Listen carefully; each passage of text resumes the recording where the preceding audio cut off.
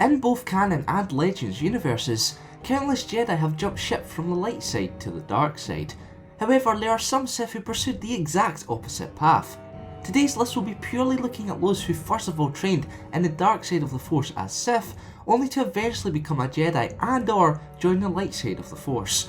So don't expect to see Revan, Anakin Skywalker or even Mara Jade feature in this countdown. Now that the ground rules have been set out, here are 5 Sith who joined the light side. Number 5. Gravid. Darth Gravid ruled as the Dark Lord of the Sith around half a century before the Battle of Yavin. However, coming to the realisation that absolute commitment to the dark side of the Force would be the downfall of the Sith Order, he was drawn to the light side. As a result, Gravid introduced altruism and empathy into his teachings and practices, only to lose his sanity in the process. After using the Force to raise barriers around his fortress, he began to destroy his collection of Sith artifacts, holocrons and tomes.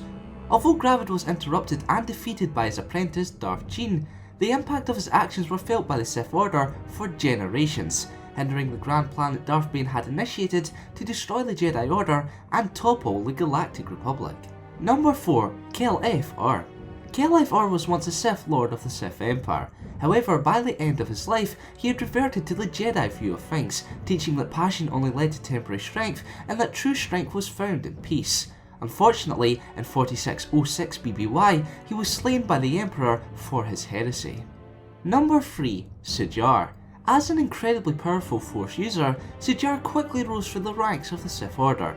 Not before long, he became a Sith Lord and a member of the Sith Empire's ruling Dark Council. During his time as a Dark Lord of the Sith, Darth Sujar lured Jedi Master Tol Braga into a trap on the planet Dantooine. He attempted to immediately kill the Jedi, only to duel Braga for 3 days straight. Throughout the entirety of the battle, both debated the respective sides of the Force, and by the end of the duel, Sujar was convinced to abandon the dark side and join the Jedi Order.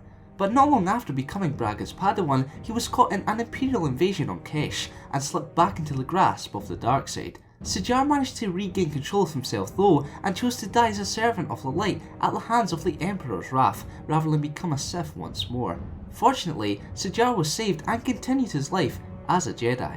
Number 2. Pravan. When found to be Force sensitive, Pravan immediately underwent training in the dark side of the Force. He became adamantly loyal to the Sith Empire and its Emperor, and as a true believer in the Sith philosophy, Pravan developed a deep hatred for Jedi. Under the tutelage of Sith Lord Darth Angral, he achieved the rank of Sith Lord himself and in turn trained Angral's own son as his apprentice. In 3653 BBY, Pravan participated in a bold assault on Coruscant, the Republic capital.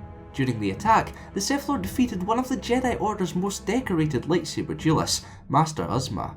In the years that followed, Angral ordered his apprentices to find the Shock Drum, a super weapon created by the Galactic Republic. When Pravan located the Shock Drum on Tatooine, he was ordered to destroy the planet. However, his sense of honour caused him to betray his master.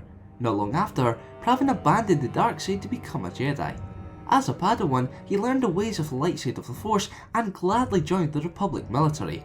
Laying at the birth of the Galactic War, Pravan helped repel Imperial forces in the Battle of Corellia.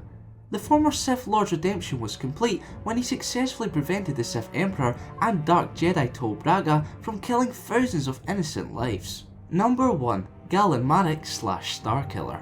As the son of 2 Jedi Knights, Galen Marek was all set to follow in the footsteps of his parents by studying the light side of the Force. However, during the Second Battle of Kashyyyk, Darth Vader killed Galen's father before abducting the youngster. Looking to exploit his exceptionally strong connection to the Force, Vader trained the orphan in the ways of the Sith Order. As Marek delved into the dark side, his childhood memories were suppressed and his former identity was forgotten. As Vader's Sith assassin, Galen operated under the name Starkiller. He was so gifted in both the Force and lightsaber combat that he defeated renowned fugitive Jedi Masters such as Ram Kota, Shak Ti and Kazdan Paratus.